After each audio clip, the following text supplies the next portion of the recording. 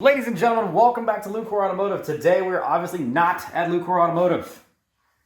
We're at McVay's Automotive and Machining, and that is the 451 Mopar, big block stroker. It's finally time to let this thing run on the dyno. We're going to start seeing what's going on here as far as why we stopped making power at 4,300 RPMs, and what we can do to resolve that to make more power and let this thing rev and be happier up on the high end. We've got a lot of options as far as making more power goes. We're not entirely sure which one of those options we're going to take yet. We may take all of them. So Bob is here. We're currently cleaning off our spark plugs because it's running a little bit rich. We're running a new Sniper EFI system right there. So no more carburation. It's going to be running on the Sniper EFI from here going forward. So if you want to see some dyno sexiness, big block Mopar, stay tuned. Keep watching.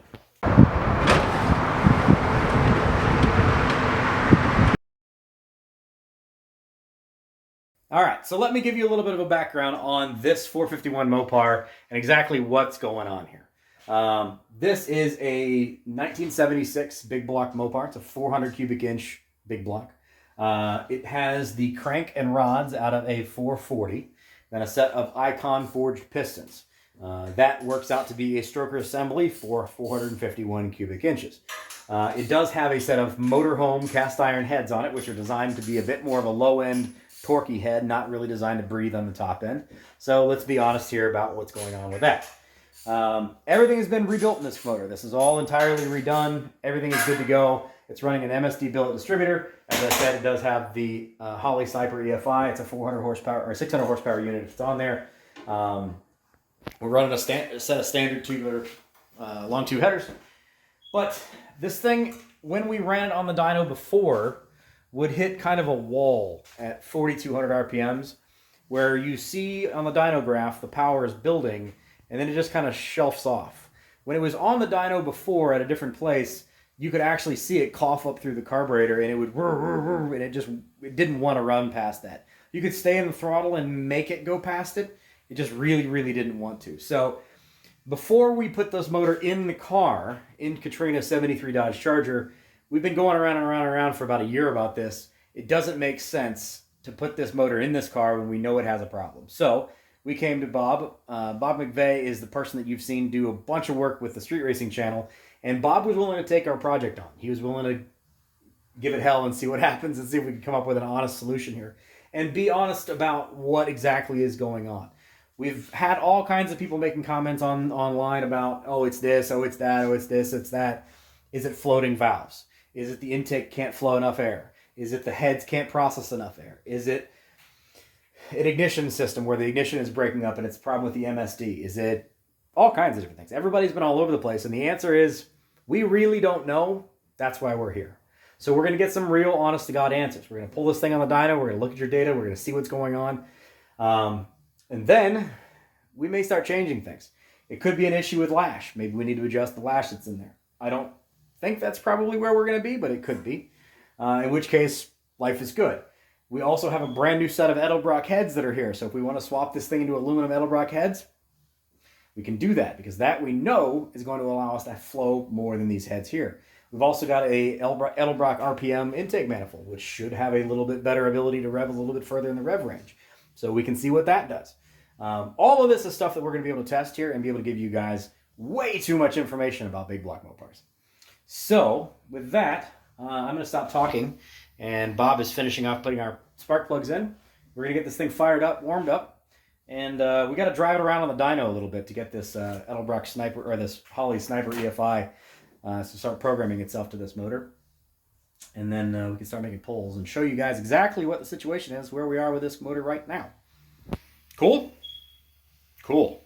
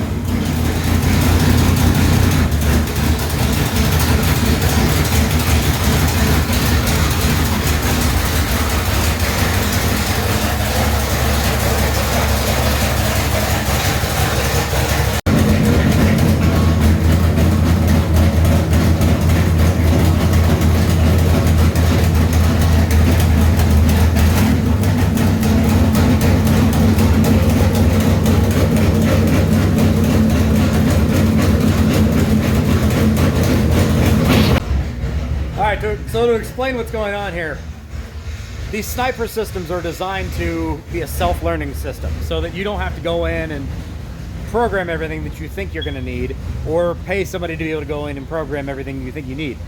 These systems will actually, they have a base tune that gets the car up and running, and then you put in all of your specifics as far as it's a 8-cylinder motor, this is the amount of displacement it has, this is roughly the aggressiveness of the camshaft, and it puts a base tune into it. And then once it gets up to temperature, which in this case is 160 degrees, it goes into a learning mode. So you have to get it up to 160 degrees and start giving it different loads on the dyno as far as resistance go and different throttle positions. And as long as it stays above 160 degrees, it continues to start learning the amount of fuel it needs to give it or take away from it. So it will initially run pretty rich to keep this thing safe and not hurt anything. And then as you've run it through the process a while, it will start to fine tune that tune quite a bit. Not a big deal when you do this in a car, because you could just put it on the car and drive the car around, varying throttles and loads and going up and down hills and all that stuff. And it will learn that way. Your car normally is going to run at 180 degrees or so. Well, a dyno is not the same thing. It's not designed to run at 180 degrees, and it's not designed to do what we're asking it to do. So tuning this thing on a sniper is a bit more of a pain in the neck, but we want to be able to get this tuned properly so we can get real honest to God numbers as far as what this thing actually does. So hopefully that makes sense. Had to step out of the dyno cell because it's loud. By the way, Katrina, this thing is going to be a monster sitting at idle. It has got a rowdy idle and really, really loud. You're going to love it. You're going to love it. Oh.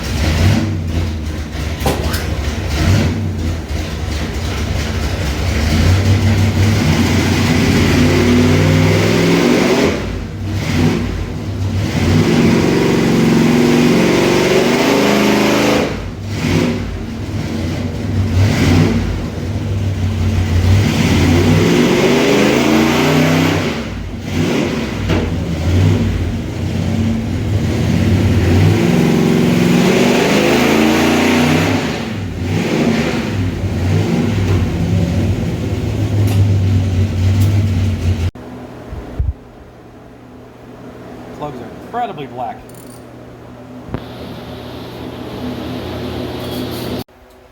Okay, so initial pull with everything we've played with on this thing, and we are making some adjustments in the sniper itself. For some reason it was not reading correctly the correct displacement, so it did unfortunately foul out the plugs again a little bit. But we're looking at our data here on the screen, and I'll put that up here so you guys can talk about or look at what we're talking about here. So we made our pull from essentially 3,800 RPMs to 5,500 RPMs, 5,600 RPMs. And you're looking at the second column and the fourth column here, where we have the adjusted horsepower and adjusted torque numbers. So at 4,800 RPMs, it's making 450 foot-pounds of torque and 320 horsepower, right? So you follow this down, and it's making power, it's making power, it's making power. And right here, it starts to hit a wall as far as the torque start going down. You drop 10 foot-pounds of torque, you drop another 10 foot-pounds of torque, you drop another 10 foot-pounds of torque, you drop another 10 foot-pounds of torque, and then it doesn't really drop off as precipitously. You're still making horsepower here, which is horsepower is an effect of torque over RPM, so that makes sense. But it doesn't keep going the way that it's supposed to. Excuse me, you're on this third one, not the fourth one. So you're getting to, you're getting here, you're making your power, you hit your peak at 4,900, and then it starts dropping off, and then it starts dropping off quickly at 5,400 RPMs. Now, if we look over here and we come further over, this is the effect of RPM over seconds. So the motor is increasing in speed up to this point, increasing, and then decreasing in speed. It's not increasing RPMs fast enough. And then you get to this point here where it's basically refusing to spin any further as far as against the water brake of the dyno. So essentially at 5,300 RPMs, this motor is done with. It will not rev any further than that because it's no longer making any more extra power. So good bit of data. Now, the thing that we're not entirely sure, well, there's a lot of things we're not entirely sure about, but one thing we were probably pretty sure about, this is not a valve issue. This is not a valve adjustment issue. It's probably not a spring pressure issue. This is not something where it needs to be adjusted.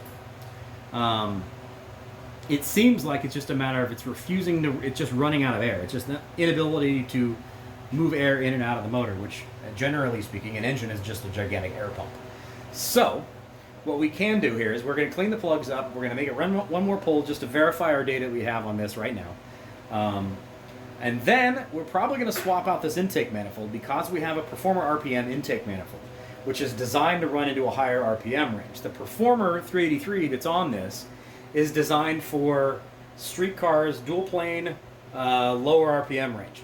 The Performer RPM is designed for street cars, a little bit higher RPM range, and designed to flow a little bit better. So it'll be interesting to see if we change our numbers here, if it moves that dyno graph down to the right a little bit, and we sacrifice some low-end power to add high-end power, or if it doesn't really have much of an effect, or if it leaves the low end the way it is, and it just allows us to breathe better, or if these heads just flat out refuse to flow anymore. It doesn't matter what kind of intake manifold we put on it, it can only pump so much air in and out. Cool? So, like I promised, there's going to be a lot of data on this one. We're learning, we're showing you guys everything, so hopefully you guys are enjoying this. But you get this fired back up one more time, make one more pull as it sits, and then, yeah, we'll probably swap the intake manifold.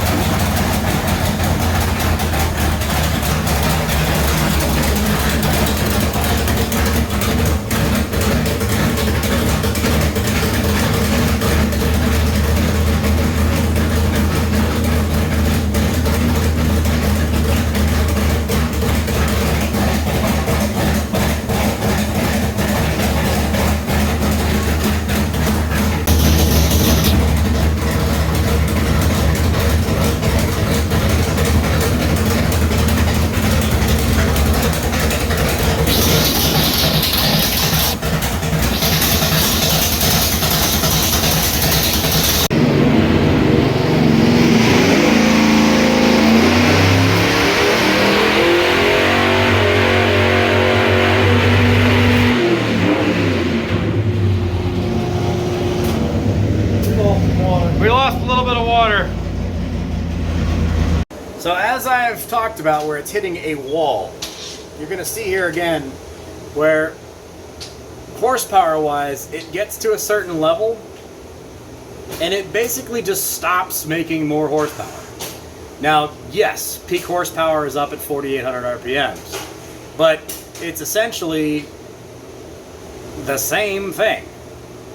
And then it just drops off like a rock after 5,500 RPM. So this is our concern, is why is it not making any more power right here?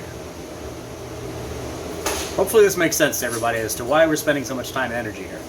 But, because this should go as a curve, should go up and then come down. It should not go up and then flatten out and then come down. Make sense? Hopefully. With all that done, first thing we're going to try, we're going to swap out this intake manifold. Again, this is an Edelbrock Performer 383. It is designed for like 1,000 to 5,500 RPM rev range. And we are obviously not able to really efficiently use anything to 5,500 or beyond. And it hits a heck of a wall right at 5,500 RPMs. We're losing essentially 50 horsepower at 5,500 RPMs. So we're going to swap over to the Performer RPM, because that's a quick and easy swap. And we're going to see whether or not that changes the numbers we get with these heads. If it gives us anything more that takes away in the low end and gives it a little bit more high end, moves that power curve around at all, if it allows it to breathe better. It's worth the questions, worth the answers, and and hopefully something you guys are interested in. Does it make sense to just swap the intake manifold to make more power? Good piece of information to have, hopefully. So we're gonna get this off and get the new one up. All right, so again, this is the Performer RPM. It is a little bit larger as far as height goes, and it's got a little bit more air volume that's in this thing. So ideally, this is designed to handle 6,500 RPMs or so, versus the other one, which is 5,500 RPMs. And we'll show you the two of them side by side so you can kind of understand. She is one thirsty machine.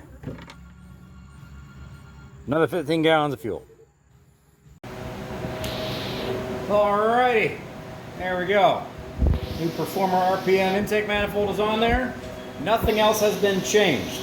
We did damage the gasket when we removed the old intake manifold. Not a big surprise there, so it is just sealed back down, but that's not a big deal. Otherwise, no changes whatsoever. No timing changes, no nothing. Everything is exactly as it is. We've got fuel back in the fuel cell. Time to fire this thing back up. See what this intake manifold does for difference.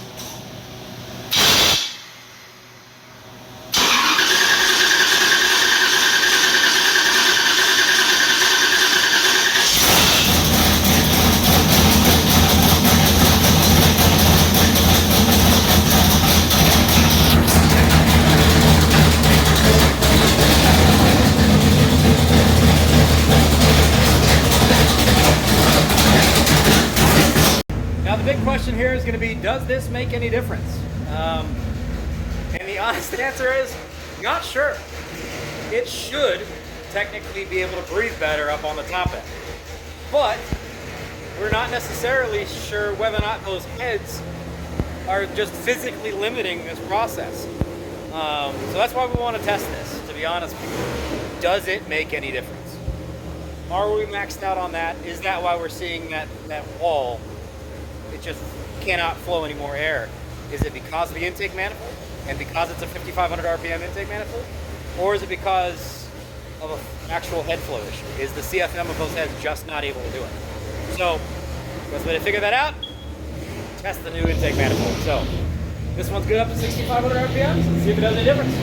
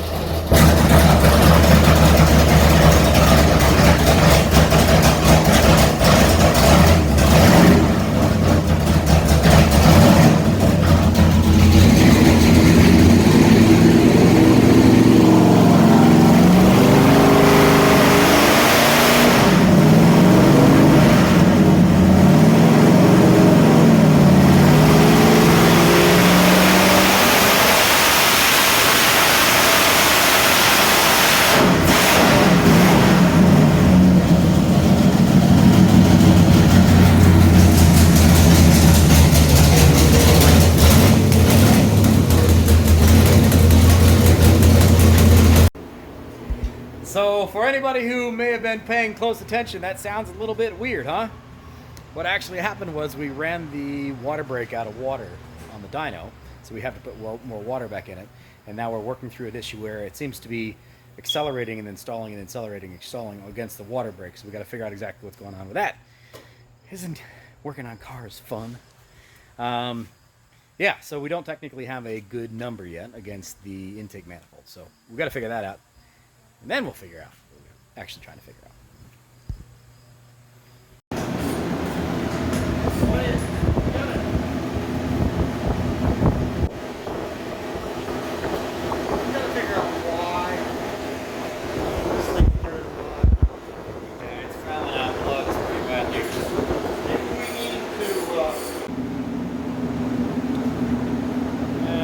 As you can see, these are our plugs that come out of this thing. And we have been fighting a constant issue of fouling out plugs. And you can see how black these are. So we need to pick up another set of plugs. Those are bad. So what's our resolution? Well, I'm going to go spend more money. What we're going to do is we're going to get another set of plugs, because that does seem to be fouling out plugs. We've cleaned those plugs a number of times. We've been blasting them a couple times. And it seems to be fouling out plugs and not happy. We're also going to pick up another set of plug wires, a new intake manifold gasket. We're also going to get a new set of head gaskets because we need to be able to have that ready to go. And a new set of spark plugs, because the Edelbrock Performer RPM spark plugs use a longer spark plug than the standard cast iron head does. So I am on my way to Jegs to go spend some more money. This is how hot rodding works. Now with that said, we are going to wrap this video up right now, and we will be back here very shortly again. I've got everything I think in stock at Jegs, and I'll have it in my hand tomorrow. I'll bring everything back up here tomorrow, and we'll see from there. That's where we stand. So hopefully you guys have enjoyed this. Welcome to dyno tuning. Isn't it fun? Thank you very much for Bob McVay and your willingness to take this project on. I know this is not always the most fun kind of thing to work on, and it can be very, very frustrating. But at least now he understands what I was talking about as far as that horsepower tabling off. It just doesn't make any sense. We got to figure out why it's doing that. Could be a cam timing issue, could be a head flow issue, could be a number of different things. But we're ruling things out. We know this is not a valve flow issue. It's not a lash adjustment issue. We know that those are not our two problems. So at least those two things are off the table. If you've enjoyed this, please do click on the subscribe button. Drop a comment in the comment section below. You ever built a 451 Mopar? Because we sure as heck never have. This is our very first one.